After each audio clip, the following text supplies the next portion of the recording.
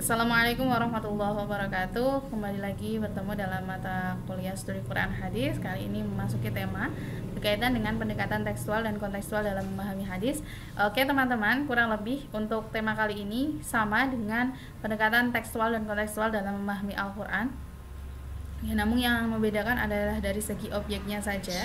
Ya, kalau pemahaman kalau yang tema yang sudah pernah kita bahas objeknya adalah Al-Qur'an, maka kali ini objeknya adalah hadis Nabi. Jadi hadis Nabi juga bisa dipahami dengan pemaknaan secara tekstual dan juga kontekstual. Langsung saja. Yang pertama, ini kita membahas tentang paradigma atau pandangan berkaitan dengan pemahaman hadis. Jadi ada pandangan klasik atau paradigma klasik, paradigma modern dan juga paradigma kontemporer yang semuanya memiliki karakteristik yang berbeda-beda. Langsung saja yang pertama, paradigma klasik atau paradigma tradisional. Ini menganggap ya bahwasanya hadis Nabi itu dipahami sesuai dengan spesialisasi keilmuan yang dimiliki atau yang ditekuni. Nah, maka kemudian berkaitan dengan paradigma klasik terkait dengan hadis Nabi, ini para ulama lebih terfokus pada sanad hadis. Jadi kesahihan hadis, ya kebenaran hadis itu adalah dari segi sanadnya. Sementara untuk dari segi matanya itu belum memperoleh perhatian yang lebih. Yang kemudian berkaitan dengan paradigma modern. Nah, ada paradigma modern atau pandangan yang lebih modern, di mana tokoh yang berkontribusi dalam hal ini antara adalah Imam Ghazali. Imam Ghazali ini memberikan perhatian yang lebih berkaitan dengan matan hadis selain pada sanad, ya sebagaimana yang telah dilakukan oleh ulama klasik. Nah, maka di sini Imam Ghazali sudah mulai melakukan pengkajian terhadap aspek sanad, maksudnya aspek matan hadis. Jadi isi hadis ini berbicara tentang apa ya? Karena menurut beliau kehujahan hadis itu tidak hanya terletak pada sanadnya namun juga matanya. Karena yang bisa diimplementasikan itu adalah justru matan dari hadis. Kemudian masuk paradigma kontemporer atau paradigma yang lebih kekinian yang berkaitan dengan hadis Nabi. Nah, ada pendapat dari Muhammad Syahrur. Nah, Muhammad Syahrur ini menawarkan paradigma ya pandangan atau pendekatan kontekstual dalam memahami hadis Nabi. Nah, untuk berkaitan dengan pendapat atau pandangan Syahrur, di mana ada dua bagian ya, bagian sunnah. Yang pertama ada sunnah nubuwah, yang kedua adalah sunnah risalah. Nah, adapun untuk sunnah nubuwah ini berkaitan dengan keyakinan dan juga objek pengetahuan, sementara untuk sunnah risalah ini menyangkut hukum-hukum dan objek kepatuhan. Nah, untuk yang kedua yakni sunnah ar-risalah, itu menurut beliau ya Muhammad Syahrur, kepatuhan kepada Rasul dan juga kepatuhan kepada Allah itu menjadi bagian kesatuan yang tak terpisahkan. Nah, itu dua hal ya.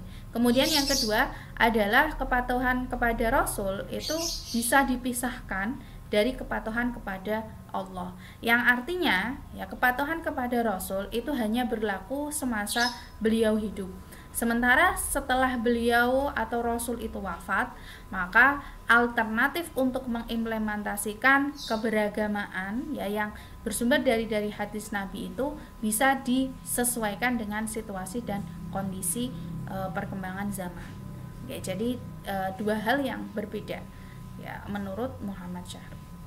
Oke, yang kedua ini kita berbicara tentang pemahaman hadis di Indonesia.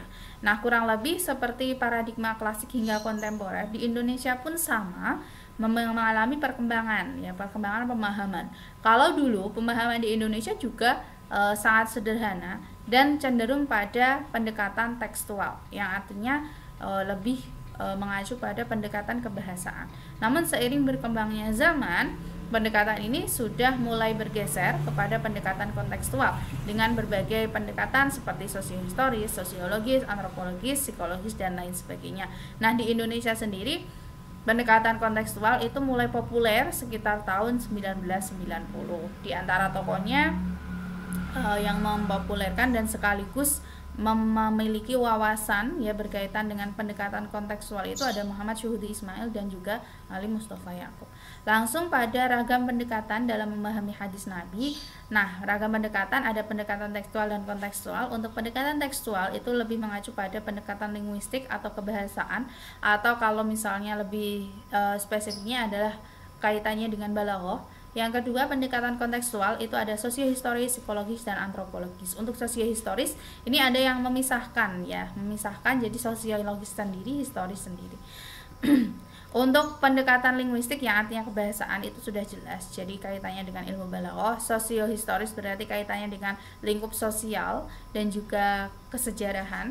Psikologis berarti kaitannya dengan mental, dan antropologis yang artinya kaitannya dengan pola perilaku atau budaya yang ada di masyarakat. Baik, langsung saja untuk pendekatan tekstual itu sebenarnya apa? Ya, pendekatan tekstual itu berarti kita melakukan pendekatan secara internal, yang artinya fokus pada intern ya.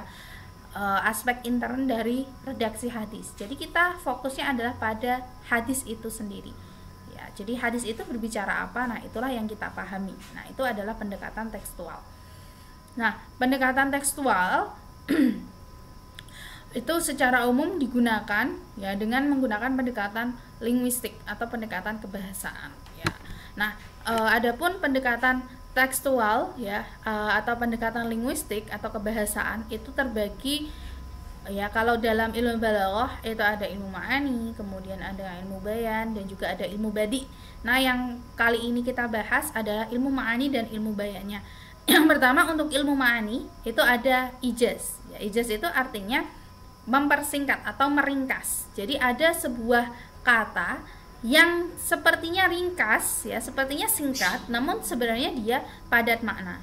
Nah, adapun di dalam hadis Nabi juga ada ijaz ya, antara lain ada hadis la yarham la yurham, barang siapa yang tidak menyayangi maka dia tidak akan disayangi. Nah, hadis ini kalau misalnya kita pahami padat makna, jadi menyayangi itu dalam konteks apa sih? Nah, maka akan lebih luas maknanya. Menyayangi tidak hanya kepada sesama manusia, namun juga kepada sesama makhluk Allah. Ya, misalnya kepada hewan, kepada tumbuhan, ya. Dan juga sikap menyayanginya tidak hanya dalam segi kemanusiaan, namun juga dalam segi keagamaan. Ya. Jadi saling menyayangi, saling mengasihi ya, antara sesama makhluk. Yang kemudian ada itnab. Nah, itnab ini lawan dari ijaz. Kalau ijaz meringkas, maka itnab itu lebih memperluas. Jadi dengan penjelasan yang lebih detail. Biasanya juga untuk itnab ada wujud tikror atau pengulangan kata-kata ya, sebagai bentuk takkid atau penguat. Nah, sebagai contoh ini ada hadis Rasul yang berbunyi roghima anfu, roghima anfu, roghima anfu, celakalah ia, celakalah ia, celakalah ia. Maka sahabat bertanya, ya man ya Rasulullah, siapa wahai Rasulullah? Maka Rasulullah menjawab, man adraka abawayhi indal kibari ahadihima au kilaihima falam yadkhulul jannah. Jadi yang celaka itu siapa? Dijawab oleh Rasul, barang siapa yang menelantarkan kedua orang tuanya pada saat orang tuanya itu kondisi sudah rentan. Nah, jadi di sini di samping Rasul memberikan tikror, Rasul juga memberikan penjelasan lebih jauh saat ditanya oleh sahabat, siapa sih yang dimaksud itu? Nah, ini menjadikan hadis ini didekati ya, kalau didekati dengan pendekatan bahasa itu masuk dalam kategori itnab, yang artinya menggunakan kalimat yang lugas tanpa adanya peringkasan maupun kalimat majaz. Yang berikutnya ya, berkaitan dengan pendekatan linguistik ada juga ilmu bayan. Nah, ilmu bayan itu terdiri dalam dua jenis. Yang pertama ada majaz, yang kedua adalah haqiqat. Nah, contoh dari majaz, kita ketahui majaz itu berarti kiasan, perumpamaan. Nah, tidak hanya di dalam Al-Quran yang menyajikan kalimat-kalimat majaz, di dalam hadis Nabi pun juga ada kalimat-kalimat majaz, di mana Rasul banyak menganalogikan sesuatu dengan sesuatu yang lain. Tujuannya apa sih? Tujuannya adalah untuk mempermudah orang yang mendengarkan atau orang yang bertanya ya, berkaitan dengan suatu hal. Nah, ini diibaratkan yang pertama tentang analogi para ulama di bumi. Ini dianalogikan dengan bintang-bintang di langit, di mana bintang-bintang ini dapat memberikan penerangan ya bagi kegelapan yang ada di laut maupun di bumi. Ya, pada saat penerangannya itu hilang, maka orang-orang juga akan kesulitan ya untuk mencari penerangan itu. Yang kemudian yang kedua ada analogi tentang keluarnya ruh orang mukmin. Jadi orang mukmin itu ruhnya dianalogikan dengan keluarnya keringat, yang artinya tidak terasa. Jadi keluarnya itu saking halusnya tidak terasa. Dan Rasul menyebutkan bahwa wala uhibbu mautan kamautil himar. Rasul tidak menghendaki mati atau meninggal seperti halnya himar. Ya, kemudian sahabat bertanya, kenapa tidak emang ada apa dengan himar ya Rasul? Rasul menjawab bahwa himar itu meninggalnya secara tiba-tiba. Yang artinya kasar ya, seret, langsung diambil atau dicabut nyawanya. Nah, Rasul tidak menghendaki demikian. Nah, ini analogi yang menakjubkan ya. Kemudian ada hakikat. Kalau hakikat ini lawannya majaz. Kalau majaz itu ada perumpamaan, maka hakikat ya makna itu sendiri yang ada di dalam hadis. Sebagai contoh adalah tentang nisab zakat mal. Langsung lanjut ya, kita lanjutkan. Batasan pada pendekatan tekstual. Jadi pendekatan tekstual ini memiliki batasan-batasan tertentu. Menurut Profesor Suryadi ada 4 hal. Yang pertama ada ideal moral. Jadi dalam pendekatan tekstual itu ada ide pokok dalam sebuah hadis yang menjadi landasan. Kemudian yang kedua bersifat absolut ya, atau bersifat pasti. Jadi hadis Nabi itu bersifat prinsipil, bersifat absolut, universal dan juga fundamental, yang artinya menjadi pokok landasan. Kemudian memiliki visi keadilan. Jadi pendekatan tekstual ini memiliki visi keadilan, visi kesetaraan. Ya kalau misalnya kita kaji secara tekstualnya itu. Okay.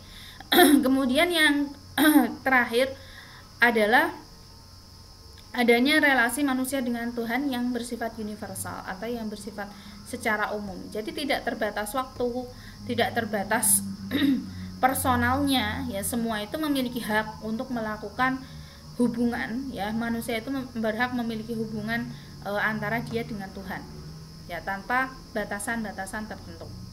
Nah, sebagai contoh misalnya tentang sholat, dimensi tekstualnya ya, kalau kita berbicara tentang sholat ya, perintah Rasul untuk melakukan sholat, maka kita akan bisa mengambil dimensi tekstual, di mana sholat itu berarti sebuah keharusan, sebuah kewajiban bagi umat Islam ya, sebagai hamba Allah untuk menyembah Allah ya, untuk menyembah Tuhan gitu.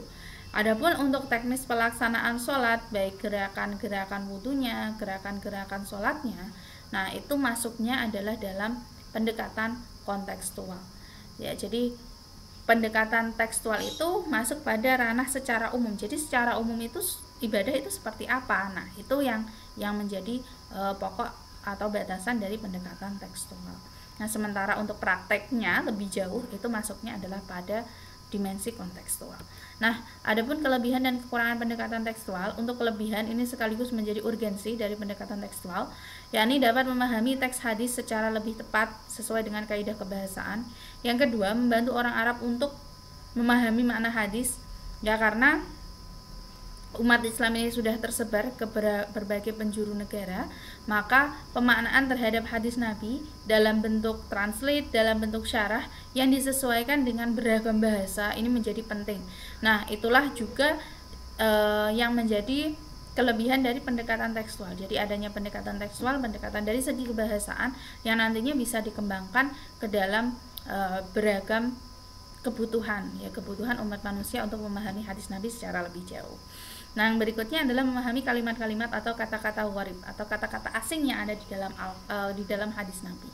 Ya, karena tentu kalau kalimat-kalimat gharib ini perlu pendekatan secara tekstual. Ya. Nah, kemudian ada kekurangan. Kekurangannya untuk pendekatan tekstual ini mengakibatkan pemahaman yang parsial atau sepotong berkaitan dengan hadis, karena kita hanya terfokus pada teks hadisnya saja. Nah, kemudian dengan adanya pendekatan yang sepotong ini nantinya kita juga bersifat kaku atau bersikap intoleran ya, kalau misalnya kita hanya berfokus pada hadis itu tanpa melihat situasi, kondisi dan konteks turunnya hadis serta dinamika persoalan umat manusia di era sekarang. Kemudian yang ketiga, saat kita melakukan pendekatan tekstual, kita akan melihat hadis itu secara zahir nampak bertentangan atau nampak kontradiktif.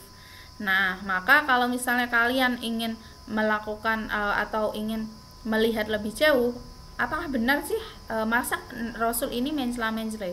satu ketika diperbolehkan, satu ketika dilarang. Nah, itu maka kita perlu melakukan pendekatan kontekstual, yang artinya kita perlu meninjau. Jadi Rasul pernah melarang itu alasannya karena apa, waktunya kapan, dan memerintahkan itu juga waktunya kapan, karena apa. Nah, itu nantinya pentingnya pendekatan kontekstual. Maka kita masuk pada pendekatan kontekstual.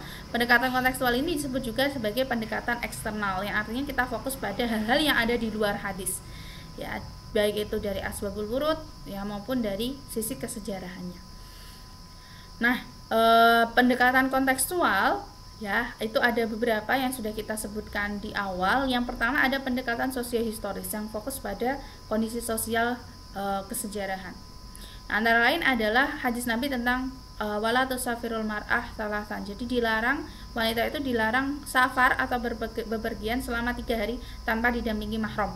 Nah, hadis ini jika dipahami secara tekstual, maka akan nampak bahwa kita tidak diperbolehkan sama sekali, ya, selaku wanita tidak diperbolehkan sama sekali untuk keluar rumah, ya, selama lebih dari 3 hari tanpa dampingi mahram.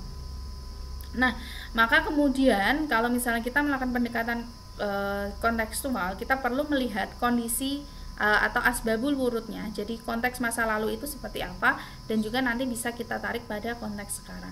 Nah, pada masa dulu, kenapa wanita itu dilarang untuk safar atau bepergian? Yang pertama adalah karena dari segi sarana transportasi. Dulu masih terbatas, jadi sarana transportasi itu adalah menggunakan unta, menggunakan kuda, dan juga keledai. Dimana tidak semua wanita ya bisa mengendarai sarana transportasi tersebut. Di samping itu juga keselamatan wanita pada saat menggunakan kendaraan ini dikhawatirkan akan terancam, ya, karena kita tidak tahu, ya, yang namanya hewan itu memiliki karena tidak memiliki akal, ya, sehingga mereka bisa saja mencelakai wanita begitu. Kemudian yang kedua adalah karena pada masa dulu di Arab itu belum sepadat sekarang. Ya, jadi dari satu daerah ke daerah lain itu memerlukan waktu tempuh yang panjang. Nah, dikhawatirkan saat wanita ini dibayarkan sendirian akan mengancam mengancam keselamatannya.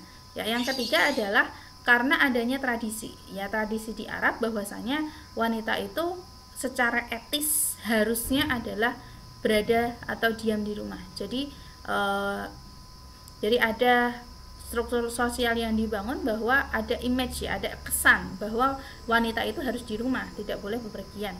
Nah, kalau misalnya kita telah lebih jauh, ya, ideal moral atau inti dari teks hadis ini adalah bahwa yang terpenting Rasul itu pada masa dulu adalah yang memprioritaskan tentang keselamatan wanita. Maka pada konteks sekarang, kita tarik pada konteks sekarang bagaimana? Pada konteks sekarang kita bisa melihat kebutuhan wanita itu lebih banyak, dan wanita ini juga memerlukan eksistensi di luar lingkup domestik. Jadi tidak hanya di rumah saja, namun mereka juga memerlukan akses keluar, ya, untuk menuntut ilmu ataupun untuk bekerja, ya, khususnya di Indonesia. Maka kita perlu melakukan pendekatan kontekstual. Nah, inti dari larangan Rasul melakukan safar itu kan karena khawatir tentang keselamatan wanita. Maka sekarang ini, ya, di era sekarang keselamatan wanita itu sudah terjamin, baik kaitannya dengan sarana transportasi. Sekarang sudah ada sarana transportasi umum yang jauh lebih safety, kemudian juga ada rumah penduduk juga sudah padat, ya, sehingga bisa menjamin juga tentang keselamatan wanita dari tindak kejahatan. Dan kemudian juga di Indonesia sendiri wanita ini sudah diberi keleluasaan untuk eksis di ranah publik, ya, sehingga juga di ranah publik dan juga kaitannya kalau misalnya kita meninjau tentang regulasi, ya, ini juga sudah ada perlindungan, ya, perlindungan terhadap wanita. Maka keamanan wanita di era sekarang itu sudah terjamin. Dan juga kalau misalnya kita sekarang itu melakukan pendekatan tekstual, tentu sudah tidak relevan. Bagaimana mungkin, ya, seorang mahram itu selalu bisa mendampingi seorang perempuan, ya, misalnya ayah harus selalu mendampingi, padahal ayah memiliki kesibukan atau pekerjaan sendiri yang tidak bisa ditinggalkan. Intinya adalah tentang keselamatan wanita, maka kita tetap berpegang pada ideal moral, yakni keselamatan wanita, namun dengan menggunakan pendekatan di era sekarang sesuai dengan situasi dan kondisi. Kemudian yang kedua, ini adalah pendekatan psikologis yang kaitannya dengan mental. Nah, antara lain ini adalah tentang larangan menangisi mayit. Nah, larangan menangisi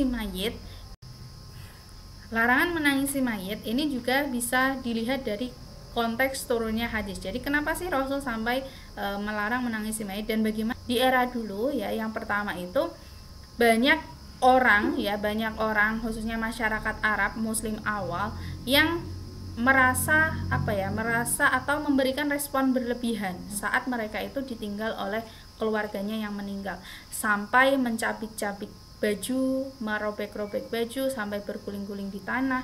Nah, ini dikhawatirkan akan mengganggu psikologis mereka ya, maka Rasul melarang untuk menangisi mayit. Kemudian alasan yang kedua adalah pada masa itu banyak mayit yang sebelum dia meninggal itu memberikan wasiat ya kepada keluarganya untuk menangisi dia pada saat mati, bahkan memberikan wasiat untuk membayar orang-orang untuk menangisinya. Kenapa? Karena pada masa itu di masyarakat Arab ada budaya ya, ada tradisi di mana tangisan yang banyak dari orang ya terhadap mayit itu akan menunjukkan ya status sosial atau kedudukan seseorang di masyarakat. Nah, inilah yang mengakibatkan Rasul melarang untuk menangisi mayit dan dikaitkan dengan adab bagi orang yang ditangisi itu atau mayit yang ditangisi itu, karena kaitannya dengan keduniaan itu ya, merintahkan untuk melakukan perbuatan yang sia-sia, yang tiada guna, maka ada bagi mayit. Nah, di era sekarang penerapannya bagaimana? Nah, menangis itu kan suatu hal yang wajar, suatu hal yang menjadi fitrah manusia, menjadi naluriah ya, atau naluri alamiah manusia. Maka kalau misalnya kita lihat ya, ideal moral dari hadis ini adalah larangan untuk menyakiti diri sendiri ya, baik itu jiwa maupun raga. Maka pada era sekarang selama menangis itu ya tidak merusak jiwa kita ya, kesehatan mental kita maupun kesehatan fisik kita, maka itu diperkenankan ya selama tidak berlebihan.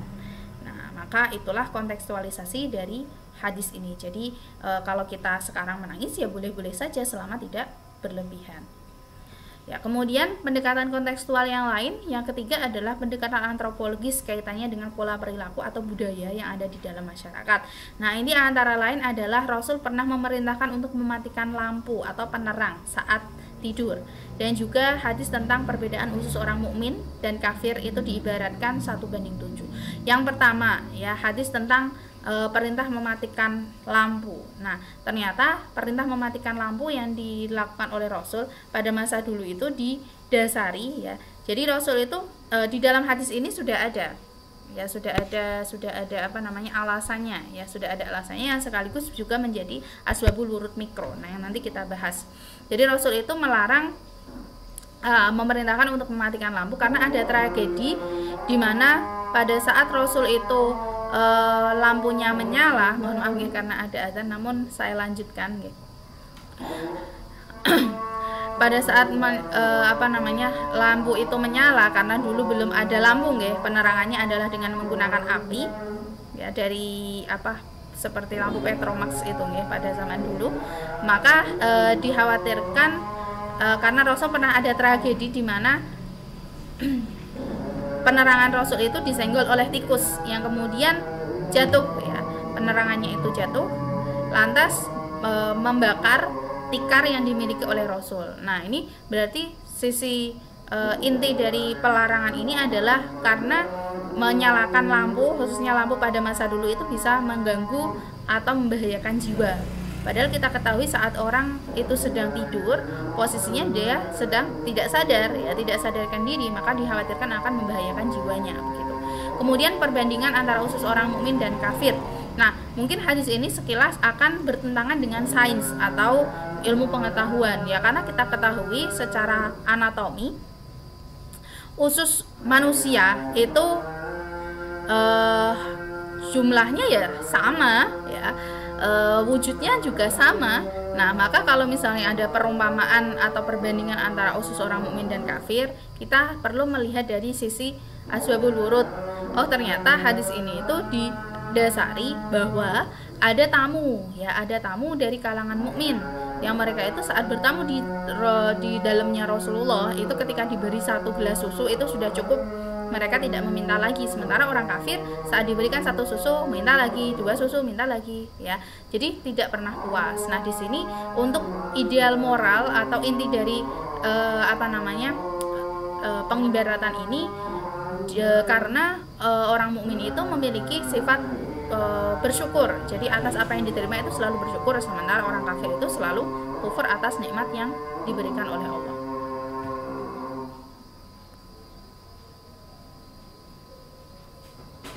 Oke, yang pada era sekarang bagaimana? Nah, pada era sekarang maka kita bisa mengambil sisi positif bahwasanya kita perlu meniru apa yang dilakukan oleh orang mukmin, bahwa selalu mensyukuri apa yang diberikan oleh Allah dan jangan sampai kita kufur atas nikmat-nikmat yang diberikan oleh Allah.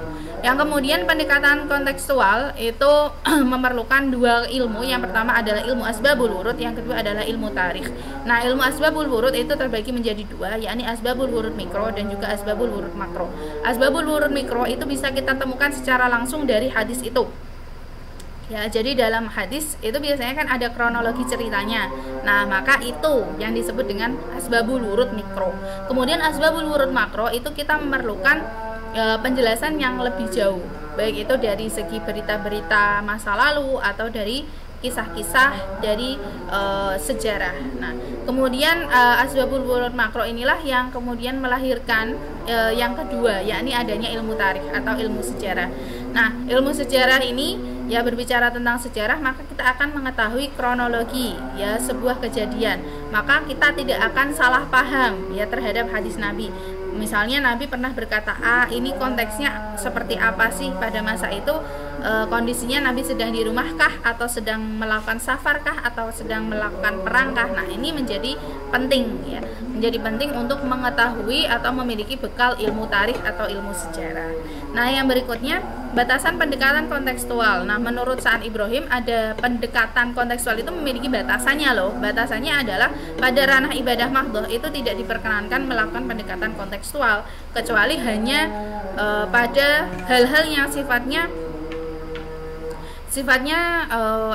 bisa memberikan pemahaman yang lebih memadai begitu ya. Itu diperbolehkan ya, karena pada ibadah mahdhah ini Rasul berposisi sebagai syari atau sebagai penentu hukum yang memiliki otoritas yang secara penuh. Nah, dalam konteks ini misalnya berkaitan dengan rakaat sholat. Nah, rakaat sholat ini kan sudah absolut ya, artinya sudah pasti. Maka apakah boleh kita melakukan kontekstualisasi dengan merubah jumlah rakaat sholat? Ya, kalau dulu kan alasannya rakaat sholat itu dari 50 pada saat Isra Mi'raj dipotong menjadi 5 waktu, jadi 50 waktu dipotong menjadi 5 waktu. Maka sekarang ini harus dikurangi lagi dong karena sudah berkembangnya. Nah, tidak bisa seperti itu ya teman-teman. Jadi pendekatan kontekstual itu ada batasannya. Tidak semua hadis Nabi itu bisa dilakukan pendekatan kontekstual. Ya, khususnya pada ibadah mahdhah. Ya, kemudian misalnya tentang ibadah ghairu mahdhah ini boleh dilakukan pendekatan secara kontekstual. Ya, sebagai contoh yang sudah kita sebutkan tadi, contohnya tentang tradisi-tradisi ya, tentang larangan menangisi mayit, ya itu kan tidak ada kaitannya dengan ibadah mahdhah. Kemudian tentang perintah untuk mematikan penerangan pada saat tidur dan lain sebagainya. Nah, itu masuknya ranah yang ghairu mahdhah, yang artinya tidak ada ketentuan spesifik ya, dan juga ketentuan secara jelas ya berkaitan dengan hal tersebut. Nah, sementara untuk ibadah mahdhah ini sudah ada ketentuannya baik di dalam Al-Quran maupun hadis Nabi.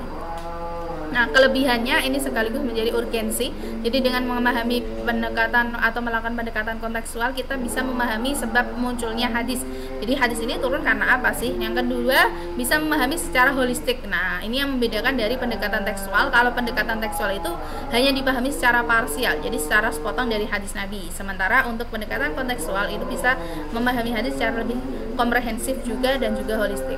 Nah, kemudian ada pemutakhiran makna teks hadis sejalan dengan perkembangan zaman. Jadi kita tidak bersifat kaku, tidak bersifat intoleran jika kita melakukan pendekatan kontekstual sesuai dengan situasi dan kondisi. Yang berikutnya kekurangan. Jadi kekurangannya apa? Kekurangan dari pendekatan kontekstual itu tidak semua hadis dapat dipahami secara kontekstual. Sebagai contoh adalah perintah untuk mandi menggunakan air laut. Nah, bisa nggak dikontekstualisasikan? Ya tidak bisa, yaitu mandi menggunakan air laut memang sampai mandi menggunakan air laut ya sama saja. Sekarang pun air laut wujudnya sama ya. Kita juga sudah diperkenankan ya oleh Rasul bahwa air laut itu hukumnya halal dan beragam hal yang ada di laut itu juga hukumnya halal. Maka kontekstualisasinya mau bagaimana lagi ya. Jadi hadis tersebut baik dimaknai secara tekstual maupun kontekstual akan sama begitu. Kemudian ada subjektivitas pemakna. Jadi pendekatan kontekstual ini sebenarnya tidak hanya berlaku pada saat ini, pada saat dulu ya Rasul masih sugeng itu juga para sahabat sudah melakukan pendekatan kontekstual. Ya, kemudian pada masa Imam Mazhab itu juga sudah ada pendekatan kontekstual di mana disesuaikan dengan domisili mereka ya, dengan penerapan hukum ya, penetapan hukum yang disesuaikan dengan Al-Qur'an dan hadis-hadis Nabi. Seperti contoh ada perbedaan pendapat antara Imam Syafi'i dengan Imam Hanafi ya, antara Imam Syafi'i dengan Imam Hambali misalnya. Nah, itu dilatar belakangi juga atas subjektivitas, dalam arti bukan kok mereka semena-mena untuk memaknai hadis Nabi, melainkan subjektivitas itu dilandasi atau dilatar belakangi oleh kondisi sosial budaya ya, atau hal-hal lain yang ada di sekitar ulama tersebut. Kemudian dalam kondisi tertentu ya, karena anti terhadap pendekatan tekstual, maka kemudian ada golongan yang mengesampingkan pendekatan linguistik atau pendekatan kebahasaan atau pendekatan tekstual.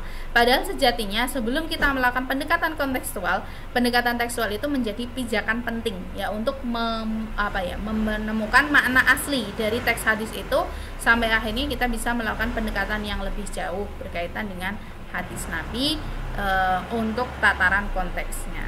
Nah, ini adalah bibliografi dalam tema kali ini. Saya kira itu teman-teman, barangkali apa yang sudah saya sampaikan juga bisa menjawab dari pertanyaan-pertanyaan yang sudah masuk dari yang teman-teman audiens ajukan. Saya mohon maaf apabila terdapat kekurangan dan juga kekhilafan dalam penyampaian. Syukur lakum ala husni timamikum. Wassalamualaikum warahmatullahi wabarakatuh.